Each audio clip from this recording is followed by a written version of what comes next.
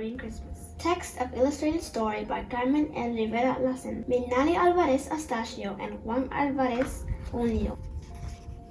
One January 5th, Juanito, Victoria, and Adelita waited for the arrival of their grandma Chelly. Every year, she came to visit them from her home in the country, where many traditions are still kept. Grandma Chelly had a big lace-covered bag. She carried many wonderful things in it. She had candied lemon rinds, mint tea leaves, sets of jacks, gallitos de algarroba, and small bottles of country-scented perfume. Grandma Chelly arrived that afternoon. From her bags, she took out a wood-carved statue of the 3 wise men on horseback and 3 shoe boxes. You must fill the shoe boxes with fresh green grass for the wise men's horses, she said sweetly. This will make them very happy. Juanito, Victoria, and Adelita went to find grass to put in the boxes. They looked all around, but they didn't see any. Cement and more gray cement, complained Adelita. She was disappointed. There wasn't any green left in the city. She kept looking. Look over there, shouted Juanito. They all smiled. There, between the buildings, they saw a speck of something green. But as they got closer, they were disappointed once again. It was just a girl with a green purse. Come on, we need to keep on looking, said Victoria to her brother and sister.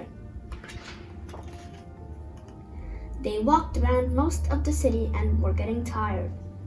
They met an elderly couple and asked them, Where can we find grass for the wise men's horses? Check the plaza downtown, said the man.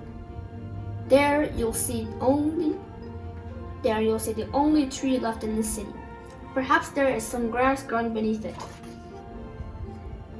And there, in the middle of the plaza, a huge, beautiful tree full of leaves. But oh no! There was also a fence around it to protect it. There is no grass growing beneath it, Juanito sighed. Lift me up, said Adelita. Maybe I can reach a leaf.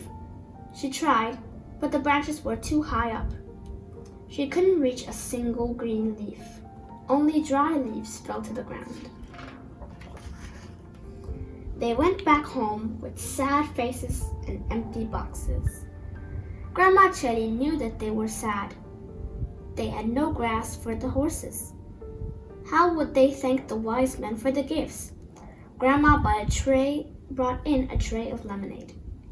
Drink some of my homemade lemonade. I grew the lemons myself, and I know it will make you feel better, she said. Their dad saw how sad they were and came up with an idea. He took out his paintbrush and green-colored pencils.